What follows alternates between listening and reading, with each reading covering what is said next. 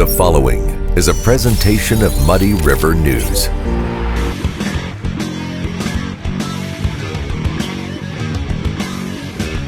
Coming up on Muddy River Gems, browse through the Easley Pioneer Museum in Ipava. Between Ipava and Bernadotte and Table Grove, there are hundreds, thousands of acres that were in the 40s devoted to training at Camp Ellis and a prisoner of war camp. Bill, we're looking at a picture of you now with your wife. Yes. On the day you were married? Yes. You were how old at that time? 19. You were 19. How old are you now? I'll soon be 99. 99. How's your memory about Camp Ellis? Oh, I can remember everything. That's on the next Muddy River Gems, sponsored by Dot Foods. Welcome to the Daily Muddy. I'm Bob Gough. Ashley Conrad's off today. I have some very dear friends of mine here, Dave and Alicia Weiman, and we are going to talk about Ethan's Rodeo, which is an amazing and wonderful event that they've been doing for how many years now? This is the Since 13th. 2000, Yeah. since 2010. Wow, so 13, lucky 13 this year. The only change basically being you've moved across the river here in the last couple of years. Yeah, after COVID, we ended up in Palmyra. We had moved the year prior, and we're going to be able to do it in Illinois in 2020. We ended up not doing it in Palmyra that year as well, but we had looked at it and had a venue really close to where we lived at that we just decided to stick with going forward. And so, but the move to Palmyra, the move from Illinois to Missouri, just it hasn't changed the event, it hasn't changed the mission, and it hasn't changed what you love to do, right? No, not at all. The main thing is putting on an event to raise money for research of neuroblastoma. None of that's changed. We try to put on a good show every year, and that's what we're still doing. We'll link the website, and of course, we've talked about Ethan's story before, but Alicia, why don't you kind of talk about a little bit of why you guys do this? Ethan was our oldest son, and he died in 2009 from neuroblastoma. Most everybody that's familiar with Ethan's Rodeo knows that story by now, but he had cancer for a couple years, and we fought that battle, and there's not a lot of treatments out there for neuroblastoma, so we had decided after he passed away to do something in his memory, and so he loved horses and everything to do with horses, so we decided a rodeo would be a good fit. And he went to a couple rodeos. We took him to Texas and stuff like that. So we see the pictures on the screen. Of course, we've got some rodeo up here. We've also got some pictures of Ethan as well. And again, it is just it's an amazing thing that you guys have been doing. How much money have you raised since you've started? We've raised close to, it's just under $500,000. That's real money. So that's great that you guys are doing this. So Dave, I guess we should say the event is this weekend, the 18th and 19th. 18th and 19th. So Dave, what happens when you show up? You just, you go to a rodeo, right? Well, it's a great event. It's good for rodeo fans. It's good for families. It's good for everybody. Each night the rodeo starts at 7:30. We kick off the rodeo with kind of an introduction. Things you would kind of expect at a rodeo, and some things that are our own special spin on it. We do a grand entry. We do a prayer. We have a local member of the military, either active or retired, bring out the flag for the national anthem. Don't forget to stick with prayer. I'm getting to that. We do a ceremony with a riderless horse where we talk about Ethan and childhood cancer, and then we roll into the rodeo. It's a full rodeo with bull riding and bucking horse riding, barrel racing, a lot of different roping events and steer wrestling. So it's a full rodeo both nights, and in between we have things like clown acts. We have a kids sheep chase that we do every year that is an absolute riot. Before the rodeo each night we do, actually we're doing something new this year. We've historically done a stick horse parade for younger kids, and this year it is going to be a stick bull ride. And every parent's going to love it because every bull has a bell. Oh, nice. So they get to take that home, and that's a good time. That's awesome. We had a couple hundred of them in the back of our car, and it was great. Yeah, they're driving around. drive around with. Also, I want to mention before we continue that their daughter Ava made some delicious MRN cookies, and I think I should have these put on the website for order. So they are fantastic. So I thank Ava for that. You guys can't do this without your sponsors. Let's talk about them a little bit.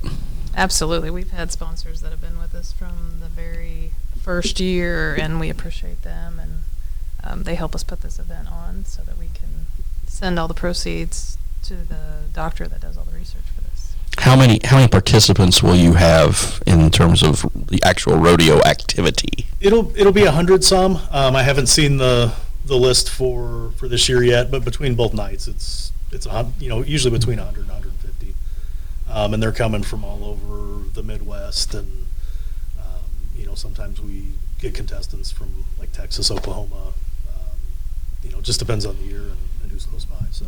Rain or shine? Rain or shine. Rain or Who's in charge of the weather? If it's good, it's Me. you. If it's bad, it's him. I know how this works. No, I asked yesterday. I said, have you looked at the weather? And he said, yeah, it said there was no rain in the forecast, and I'm not looking at it again. That's a good idea. Yeah, So get a good forecast and stick with it. that sounds wonderful. Good- Again, Good food, too. Butcher Block does the bulk of it, right?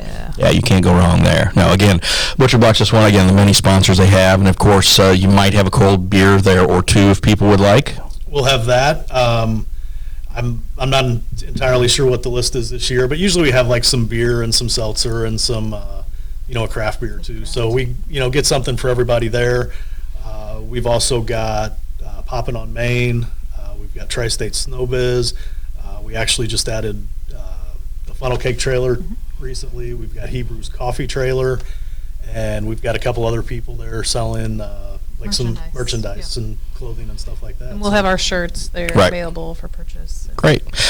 Well, again, I thank you guys for stopping by. It's always great to see you. And again, it is just a wonderful cause. And if you got some time this weekend, run across the river to Palmyra, Flower City Park, and Ethan's Rodeo. Again, it's just thank you guys for what you do and taking something that was a tragic loss in your family and making it into something incredibly positive. So. Thank you. Appreciate it. All right. Coming up, we will talk to attorney Ryan Schnack. Stay with us. A great night's sleep starts at Harvey's Furniture. Check out the large selection of complete bedroom sets. And when it comes to mattresses, we have a full selection from Bemco, Spring Air, and Chatham & Wells. Harvey's Furniture. Our home, your home. Instant Replay is your local sports bar. With 18 big screen TVs, we have all the sports packages from college games to pro games. We offer daily drink specials, and come check out the Bullpen, our newly renovated beer garden. Instant Replay, 2739 Chestnut in Quincy. Are you looking for the perfect venue for your next special event? Check out Utopia Event Center. Utopia has a large banquet room and an awesome bar area, perfect for anything from birthday parties to formal corporate meetings. It also offers a photo booth, stage for a DJ or a live band, and a fully stocked bar, all for only $300. Check us out at utopiaeventcenter.com or call Barn at 217-430-6559 for more information. Utopia Event Center, 900 North 12th Street in Quincy. The Liquor Booth is your home for a huge selection of beer, wine, and spirits. The Liquor Booth has 2 locations in Quincy, 3520 Broadway and 1500 North 12th Street. The Liquor Booth, where it's always happy hour. Welcome back. I'm with attorney Ryan Schnack, and we are going to talk about some issues going on at the Adams County Courthouse. Welcome. Thank you, Bob. Thanks for having me on. One of the things that's been going on is the situation of the building itself and the presence of mold, which the county has acknowledged there's a presence of mold, but it goes a little bit deeper than that. The county is about to unveil its newest study at tomorrow night. As we record this, it's Monday, but this is airing Tuesday morning. So at tonight's county board meeting, there's a new report out. And Ryan, I guess first off, let's talk about. You got pretty sick in the whole thing in the beginning here, and that was kind of one of the things that kind of got this on the public conscience, correct? I did. So back in April of last year, I started having some problems, some symptoms. So I started out locally. I went to a couple doctors here. and had some tests. And late May of last year, I had a appointment with my neurologist, and he basically said, we've done all these tests, we've narrowed this down either to a neck issue or ALS.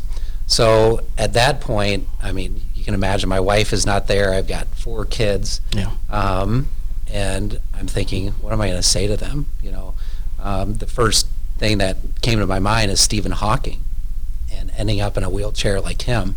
So it was a scary time. And so at that time, I didn't know what was going on. It was basically, you've got the atomic bomb versus something that's minor, and I knew it wasn't minor. So that's kind of how this all manifested. So what was when you finally got a diagnosis, what was the diagnosis you received? So the diagnosis I received, I talked to David Adam about this, is chronic inflammatory response syndrome. So basically when it's mold illness, so when mold comes into your system, my body is not genetically capable of excreting it properly.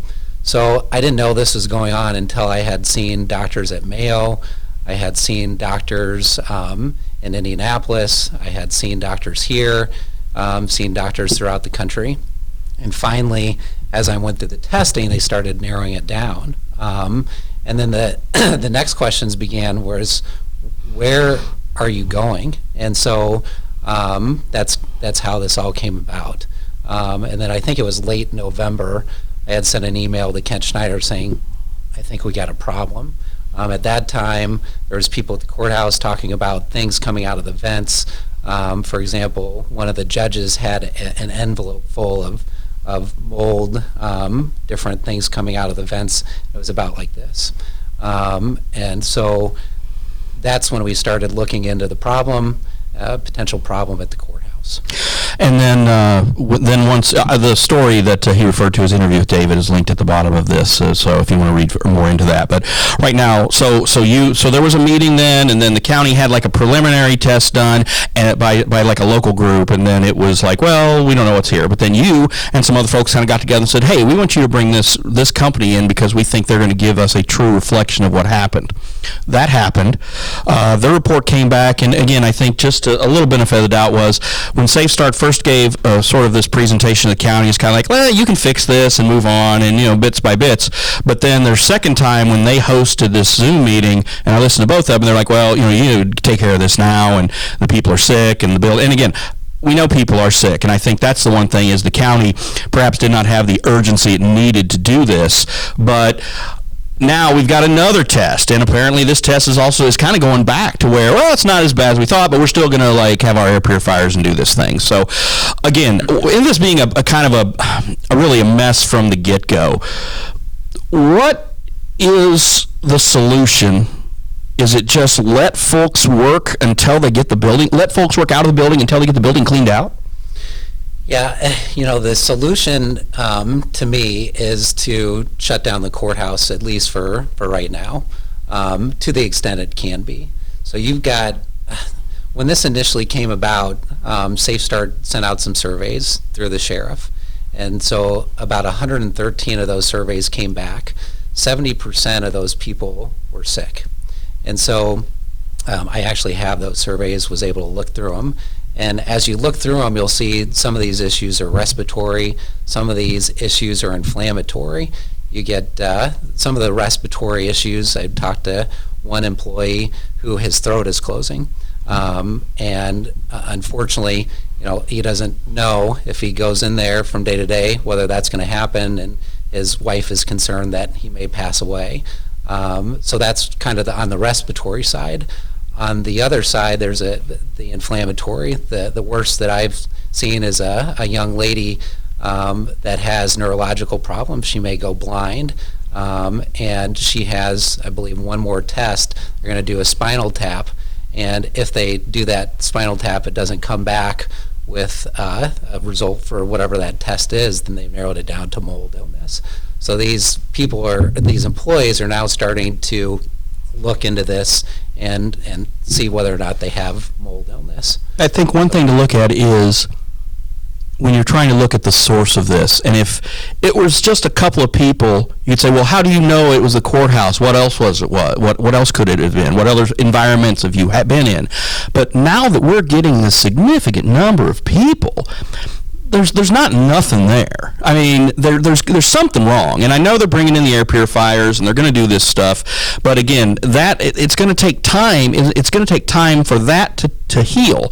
So if people have the option of working outside the building, I think they ought to be allowed to. I know there's some jobs that can't be that way, but COVID taught us there's a heck of a lot of jobs that can be. Right. So there's certain ways to work outside the courthouse for attorneys. So there's Supreme Court Rule 45 allows it. It's discretionary. It's up to the judge. That'd be the chief judge of the circuit? It would be the judge presiding over that particular case. Okay. So you have that, which is nice for attorneys, but again, it's discretionary. If you have criminal cases, a lot of the judges want you to come in. Right. For example, as the city attorney, we've got people coming in, and it's very fast-paced. You got to hand up orders, and you've got to have defendants sign the guilty plea if that's what they're going to do. So there's some logistics to be worked around. So in a sense, a lot of the people are being forced to come in. For example, you have the clerk's office. Circuit clerk, not county clerk, correct? The circuit clerk's office, and it's my understanding they're talking to employees that it's mandatory that they go. They've asked, I believe, department head and then ultimately the county board, and they're supposed to stay there. I think you still have 2 of the employees are not coming to work because of that issue. And I know, a lot of the court reporters, there's a lot of remote, they can work remote. A lot of them do. Just that was all necessitated by the shortage. But now it's kind of like, well, they can work remote if they need to. I know some of them have been. But, well, I think it's, having you on here today, having the meeting tonight, the gentleman who just did the last testing is going to be at the meeting, the John Jurgale, however it's pronounced. So, I think to sit there tonight and see what the county's board's action is going to be. Again, I think a lot of people would say that they were a little slow on the trigger of this, but I think some people also say, look, they're trying to find a solution now. But I think the one thing that has really scared them from the beginning is how much it's going to cost. But I think that when you're talking about people's lives, you kind of got to go, well, we got to take care of our people. Right. I think where the rub's going to be is how the county board decides to do remediation. From a scientific standpoint, a lot of the science now is going towards what are the people's genes. Yeah. Right. So you've got 25 to 40% of our population that has an HLA gene that is susceptible to chronic mold. So you think of 25 to 40% of the people coming in that courthouse could have that gene triggered. Right. The rest, the 60%, if you will, they don't have that. And so the question then becomes, is the county board going to go through a remediation for everybody, or is it going to be more of a traditional remediation, if you will? What are the differences there? So a traditional remediation, it's kind of, you get kills, you take the mold off the wall, you take out some carpet, and it's a very less stringent process. To remediate for the people that have that inflammatory gene, the 25 to 40%, basically you've got to do much more. You got to take out the carpet, you got to take out the ceiling tiles, you got to make sure that people are not there because this stuff will float in the air, make people sicker. You really got to dig into the vents. A lot of these people are chemical sensitive, so if you're putting kills on the wall and you're remediating that way, you're going to make people sicker. But a true remediation to fix it for everybody it's an extensive process. Yeah, that's what it sounds like. So, well, I do thank you for your time, and glad you're feeling better, and hope that continues, and hopefully we'll get some answers at tonight's county board meeting. Yeah, I appreciate it. Thanks for having me on, Bob. All right. That's Ryan Schnack. I'm Bob Gough. That's all for the Daily Muddy. Ashley will be back tomorrow. We'll see you then.